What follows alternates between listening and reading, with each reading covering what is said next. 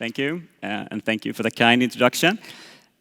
So I'll be the last keynote speaker, and I will dive into one project for you, and it's Sara Kulturhus. It's the latest opened timber building in Sweden at the moment. So I will give you an example from how us Swede works. This project was started as an open competition. So we got into this project in 2015.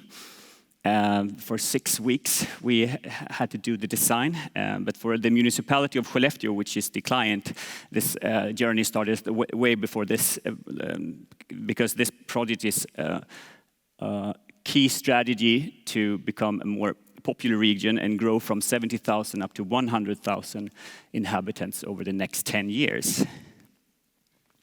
But first, I need to address, in Sweden, we emit about 10 times more greenhouse gases than we should and what the climate can tolerate. So we need to find new ways of new building methods and new ways to construct. And timber is the only renewable building material we have today. So why not just start with that? And I'm an architect and partner at White Arkitekter, and we are a big architectural firm. We are about 700 people, but we own ourselves, so we can do whatever we want with the profit, and we choose to channel that back into practice-based research, where we have focus areas and knowledge sharing, and one of these is timber.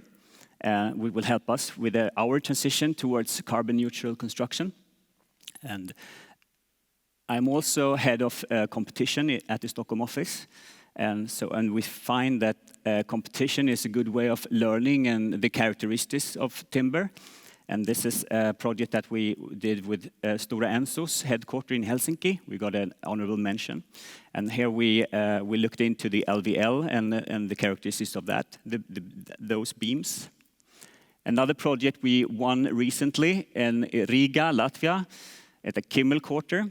It's a reuse, and it's a plot in the central Riga, which is partly a brewery, which is going to be restored, and a plot for timber offices, about 30,000 square meters. So we're just about to start this project. And this has been one of the offsprings of Skellefteå and the Sara Culture Center, of course. Moving back to Sweden, I would like to start with showing this building. This was the tallest timber structure in Sweden before Sara Culture Center. And it's a church. It's about 100 years old, over 100 years old. And of course, it's timber, and it's been an inspiration for us in our project. This building has just been moved since Kiruna, the entire city is moving due to the expansion of the mine. That's why the city is where it is. We had this technology for about 100 or even more with timber that you pre-manufacture it and it's made for disassemble. So you can put it up somewhere else if you need to. And this is something a mindset that we took with us into the competition of Sara Culture Center. Skellefteå, it's a city along the coast of northern parts of Sweden, just below the Arctic Circle. It's located where it is because of mining industry and, of course, timber. Timber and forests. It's the abundance of forests surrounding them. But this is quite a progressive city as well, which you need in this harsh climate. It's a working city and they have a long tradition in working with timber and have a close connection with the timber industry and also the academia with timber classes also. They launched this international competition in 2015. And I would also say that the municipalities and the timber industry in Sweden is the forefronter in this process of utilizing timber as a building material. So they have, since 2012, they've started this wood strategy, saying that basically that you need to try at least to see if what you can build in timber. So every project need to have an investigation to see, is it possible to build timber? So with this in mind, we entered this competition. I would also say that the heritage of a vernacular timber building around Skellefteå is also very strong. And this used to be a timber city. But during the 1950s, these were demolished and replaced by concrete building. So little bit the city has lost its timber soul, I would say. The program for the competition is a culture center and a hotel together that will benefit the city. And they will cluster cultural operations that already exist within the city but scattered around into one building. And together with the hotel, they will benefit from each other. It's also going to be located at the most central plot. It was before we started the project, parking place and a bus station. It's situated just in front of the main square, and the main square is called the Square of Possibilities, because for over 100 years the plan of the city. They wanted to do some cultural building here, but they never did. So they just had this bus station instead. So there's a little bit joke in the city, I guess. And then on the northern side, it's this is where the train comes into the city. So they don't have a train yet, but they will have in the future. There will be a new travel station there. So it's a really good place to have a culture center. And in our approach, we really wanted to have a building that lives together with it and benefits the street life, not being exclusive. And we wanted to invite people to get into this building, not just because they want to see a play, but they want to interact. So we didn't want to have any backsides. We placed all the stages in the center of the building together so that all the operations could address the street and have an interface together with the streetscape. And that made us different entrances for each operations around the entire city block. We also worked with adjusting the scale and height and connect and adapt to the existing city scale. But also, since we're going to have a new landmark, we had in the middle we did a tall building, and this also creates new public spaces for the people to enjoy this new perspectives of Skellefteå, I guess. So here it is, 20 stories, mass timber. You can say we're mending the city fabric. And creates a new, entirely new scale in this city. But we do this with timber, something that people of Skellefteå and the community can relate to. I don't think it would have been possible to do this building if it wasn't in timber, because the response from the public has been really great, and we didn't have any complaints at all entirely during the entire process. Except for the usual, it's too expensive. We need to put our money elsewhere and stuff like that. But for the building itself, it has only been cheerful from the community. And so this would be a sustainable landmark that people really are connecting to and feel pride going to and talking about. And I think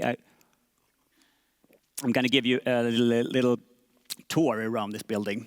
So the plot is in a slope, so we will have a split level. So we will have entrances facing the main square on the ground level, and then you have another entrance facing the train station on the upper level, which I will show you. So here we situated the public library as a generator for life all day around, because this is where the most people will get to during the day, and also the hotel foyer. And in between those, we had this culture staircase, as we told, and this was something that we added into the program. It's a place where you can go to without feeling that you have to pay money or anything. There's an extension of the public space outside to indoor, and this is something that worked with all around the building and creating a generosity that people really feel that they can use this and utilize these spaces. And here is the culture staircase, and from here you can this space connects all the different operations within the building. But you can sit here and have a coffee from the hotel lobby and talk to friends and see what's up. And so this project is really about the people, as you can see in this image, inhabited it. And this picture was taken just before the opening. So the pillows on the staircase, everyone from the region has helped with making them themselves. So we have lots of reused furnitures in the building, so that people could feel that they bring something that they know into the building. And feel the warmth in it. We also are focusing on showing the construction timber throughout the entire building. What you see here is the glue lamp pillars supporting the high rise.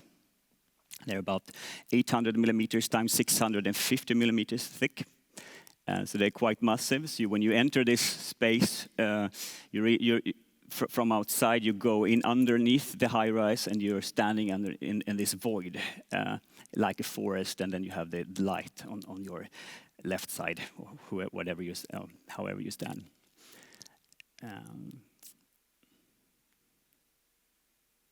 So we worked with this spaces, so that we wanted to have nice and nice vibe and quality spaces that the people that will use it, they can use it for whatever they want. We didn't want to label any of the public spaces. So, for example, this is a part of the foyer where the dance group is doing rehearsals, and that's a really nice thing, and something that we really wanted to achieve, but we didn't want to force them to do it because of the daylight and everything.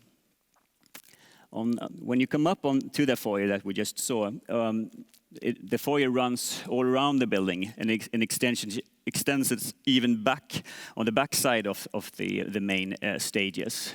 And also here we have also the back of house with the joineries and another production spaces. We have a museum, an art gallery, and our back of house production. And in the front towards the main square, we have a pedagogical space for the youth to be able to be creative, and that's the extension of the production line. As you can see, it runs all the way alongside the building, and for us, this is the most important place in the corner where so that they can see to the city, and the city can see what they are doing. These two floors are connected with a number of staircases, so that you can have different operations working together, hopefully, but also working side by side without disturbance.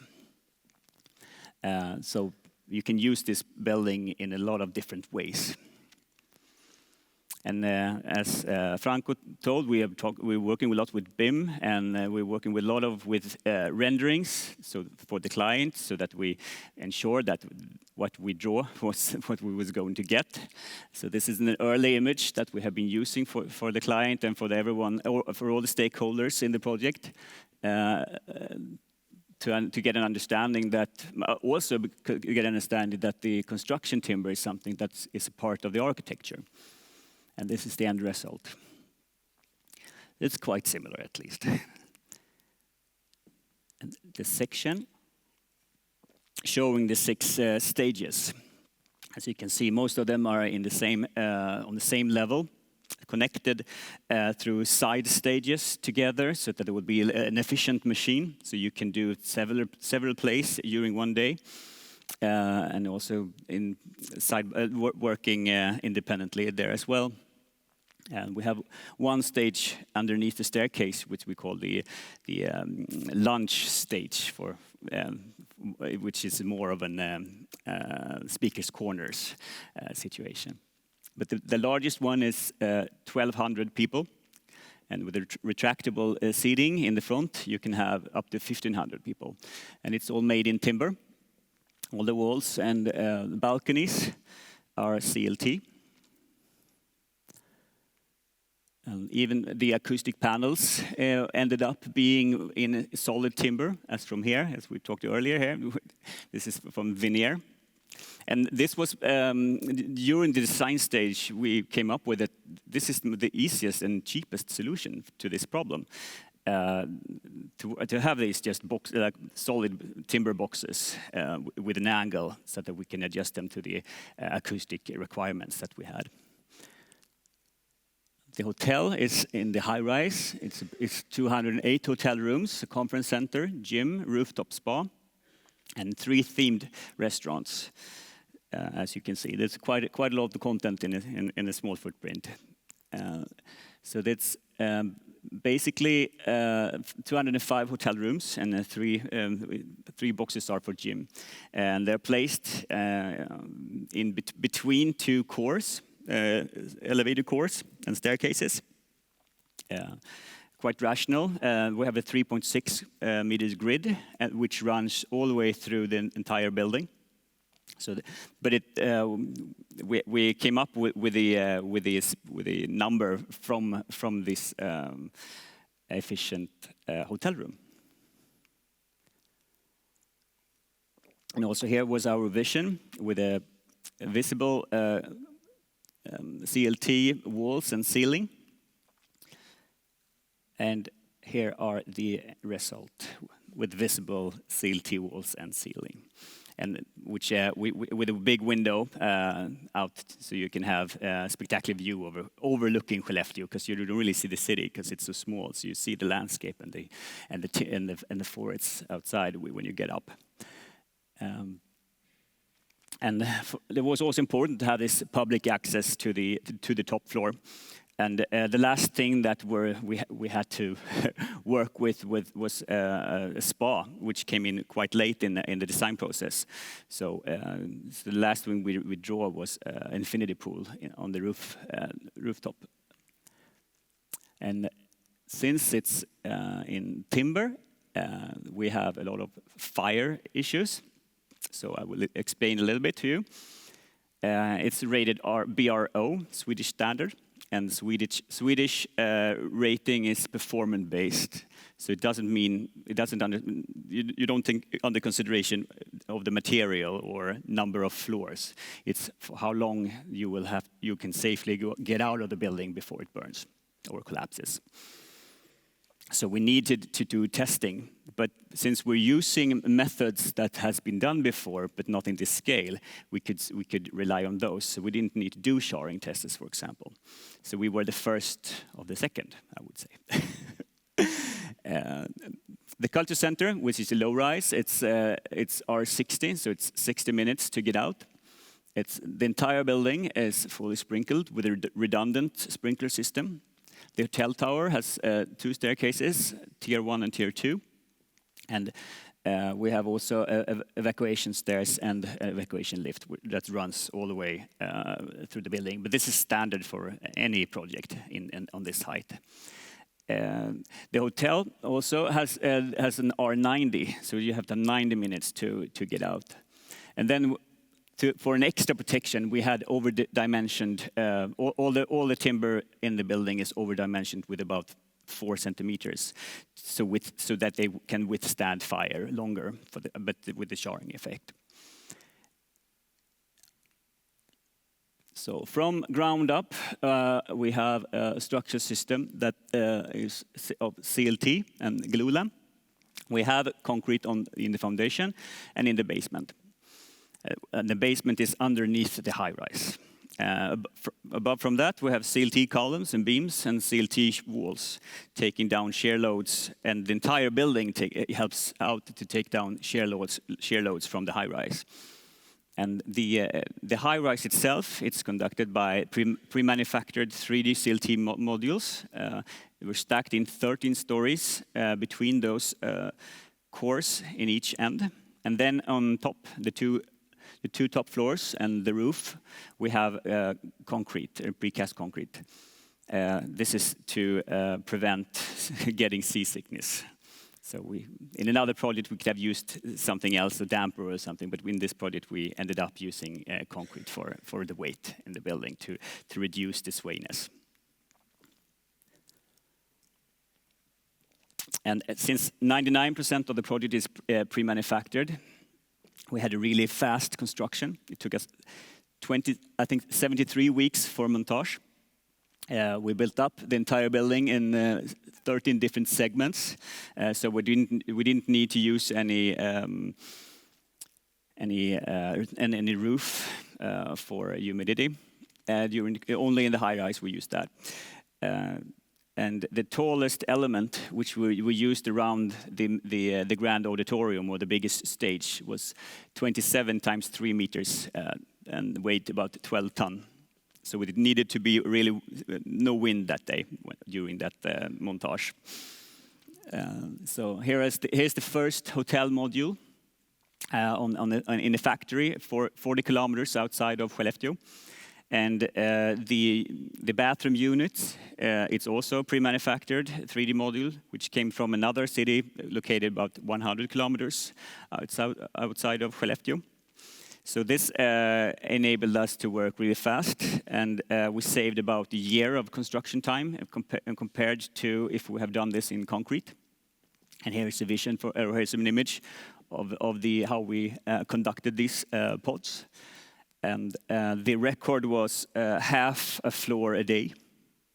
So, but it was really wind sensitive. So we had calculated that it should have been faster, but still a year we saved.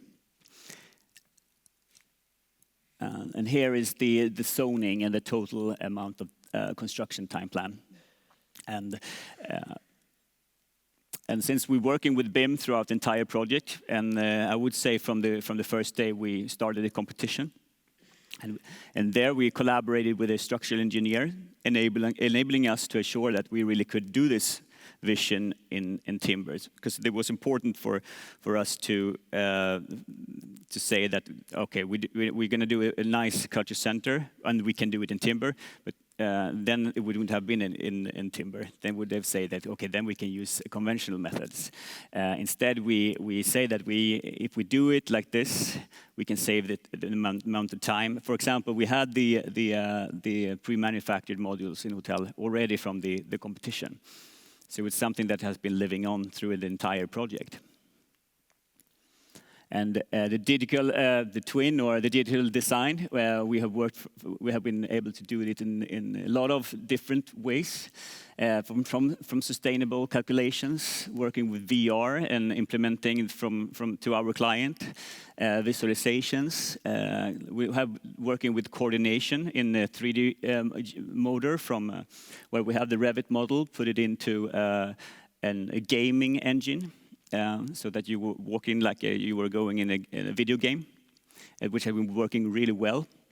We have used it in dialogue together with all the stakeholders, quantity takeoffs, and have a database of all the elements in the building. And we have about 300,000 parts in our Revit model, and that's from architect's model. And then we have all the other installations. So the building envelope consists of 2 parts. On the low rise, we have walls with ventilated planks outside and a single sheet of glazing. And in the high rise, we have a double skin facade, which also is ventilated. And here you can see in the double skin facade, parts of the parts of the pod is cantilever and holding the outer skin. So we mounted only the outer skin of the facade afterwards. So the inner glass comes together with the hotel module. And here you can see in the lower part and in the dense walls, it's CLT with the ventilated wood plank.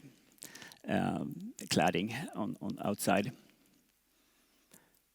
So this building is designed for new innovations. Of course, our we were emphasizing on timber and carbon storage, of course, but having all these glazed windows and walls, we needed to have both internal and external sun shading to prevent radiation and heating. We have used PVs on the roofs and facades, but then the energy system is connected to the entire Skellefteå city through a smart grid. It's an AI pilot between the Skellefteå Kraft, which is the hydropower plant company, and ABB. And they are showing this at the Expo Dubai right now as a world premiere, and it can be adapted to any project, really. So this is another innovation that we have been working with. And also with the backup for the sprinkler system. You don't want to put the diesel engine inside a timber building because you needed to test these about once a month. So we came up with that we needed batteries instead. And Northvolt, which is the largest battery factory in Europe, is establishing here in Skellefteå. So we use batteries from them instead, and they get power from the PVs on the roof. And yeah, so the way we have carbon neutrality, and for us, it's a way of having the footprint, which is the energy, operational energy, with the carbon from the construction, and also the embedded carbon in the materials, which is the footprint. And the handprint is when you balance these with renewable energy, and if you use timber like us, carbon. This is a hard word, sequestrizations, or it binds carbon, which take out of carbon dioxide from the air, and also having a renewable energy from other places. And when you measure that, in our case, you can see that the carbon sequestration is almost 9,000 ton. And it's twice as much as that we emit through the material and the transportation and construction. And in comparison, this is basically 13,000 return flights from Stockholm to New York that we have embedded inside the material in Sara Kulturhus Center. And this. Of course, this becomes a climate positive building or a carbon negative building by over the time of 50 years, which is the calculations method. But this building is, we have constructed this building to last over 100 years. But the nice part is that for some reason, the people of Skellefteå needed this elsewhere or don't need it anymore, you can disassemble it and move it or build something else from it. So it's really a holistic way of an approach of doing design, we think. And the White's vision, my company's vision, is by 2030, all our architecture is carbon neutral through design excellence, and this is something that we are implementing in all our projects at the moment, and we have to start doing it now so that we can achieve it in 2030. And we have a roadmap for that. And Sara Kulturhus Center is, of course, a strong guidance in that quest. And with that, this is a showcase, I guess, and if we can do it, you can do it. So wish you good luck.